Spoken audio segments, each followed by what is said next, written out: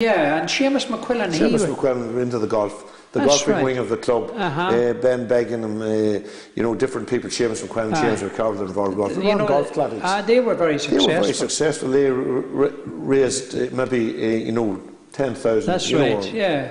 They were very successful. And you mentioned that. I remember you know, you mentioned someone there, but the big grant of 56,000 coming from the lottery too. And then we decided to open a bar in the complex as well. Right. Yeah, at that stage. So where did the bar idea come from?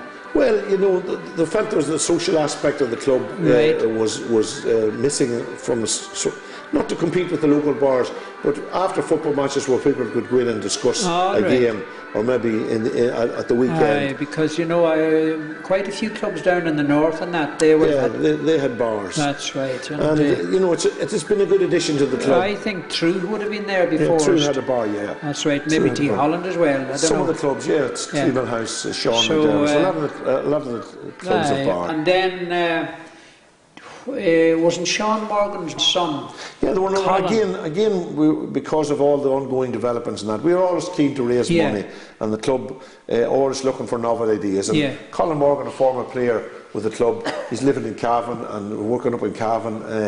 He was with Quinn Insurance at the time. Right. And Ramber United had run a very successful Thousandaire, Who Wants to Be a Thousandaire, based on the TV programme Who Wants to Be a Millionaire, and they did well at that. So he brought the idea to Scotstown, and his father Sean brought it to the club, and the club ran with it, and it was very successful. A lot of people were involved in it. I don't know if I've never seen any videos of that, Seamus, at all. You know, I don't know if there's a video. There's some footage of it, all right, but not. But there was great crack at it. I remember that. You know, Michael Owen McMahon was chairman at the time, along with Niall McKenna, Ronnie McDermott, Caroline Coffey.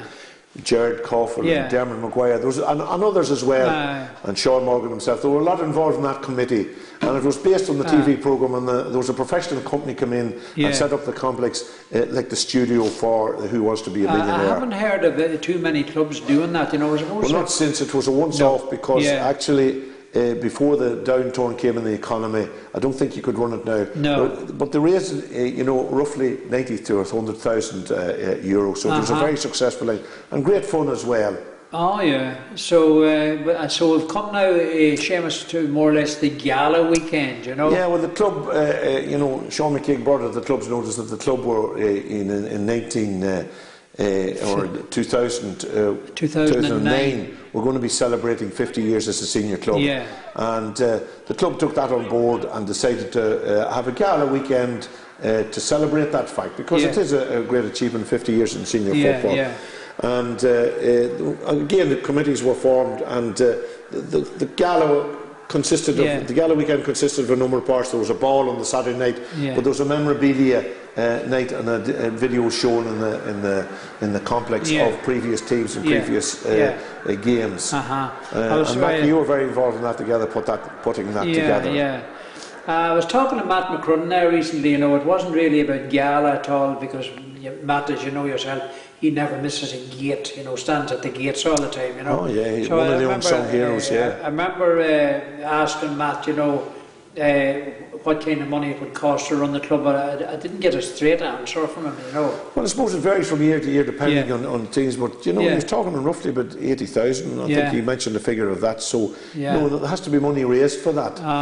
But the gala raised money, and it was a great weekend, and a lot of visitors, former players, came back to the club, and there was an exhibition of memorabilia in the complex on the Saturday and Sunday. There was a DVD shown in the complex and music on the Friday night, and it culminated in the Saturday night with the ball in the Hillgrove, where over about 750 people attended the function. It was a great night. It was a great night. Great night, and Micheál O'Mahony was the guest speaker, along with Christy Cooney, president of the GAA. The one thing, and maybe the last thing I'll ask you, Seamus, is really, because I know you mentioned it yourself, that you'd like to say something about it, and that's Scór, you know.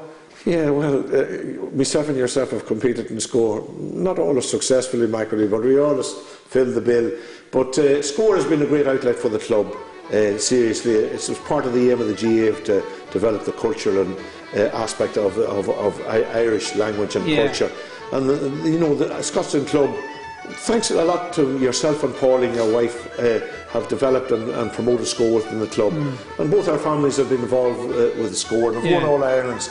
But that's not the important thing. Yourself, Deirdre, your daughter Deirdre, God rest her, she won 2 Scór All Irelands, which is a terrific achievement. And you know, it's been a great outlet for people in the club for, you know, to get up on stage and to stand before people. It's great for people that are not necessarily footballers. They may not be footballers, but they've made a contribution to the club in Scór, and it's been a great outlet for people from the club. One crowd in particular that I would have followed for years, and that was the Novelty Act. You know, you'd hardly believe it, Seamus.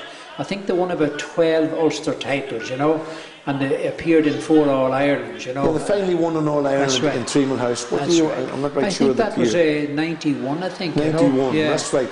Pat Deary and Joe McQuaid and Jim Ball, Mick Carley. That's right. And Elaine McKenna. And Wee Joe, you mentioned Wee Joe. Yeah, Wee Joe. And Seamus Sherry, you mentioned Seamus. That's right. Kept them all together. They were very successful. That's right. And then I think in '94 we won the music in Mill Street. That was Deirdre. That's right. And Michael and Edel Conley. That's right. Yeah, that was Mill Street. Yeah. And then in '96 we were back in Treacle House. That's right. Treacle House. You're Grania was there, and Deirdre again. Mary Mullen, Fergal Mullen, and Nicola Johnson. Yeah. She's Nicola Cusick now. Nicola Cusick now. Yeah.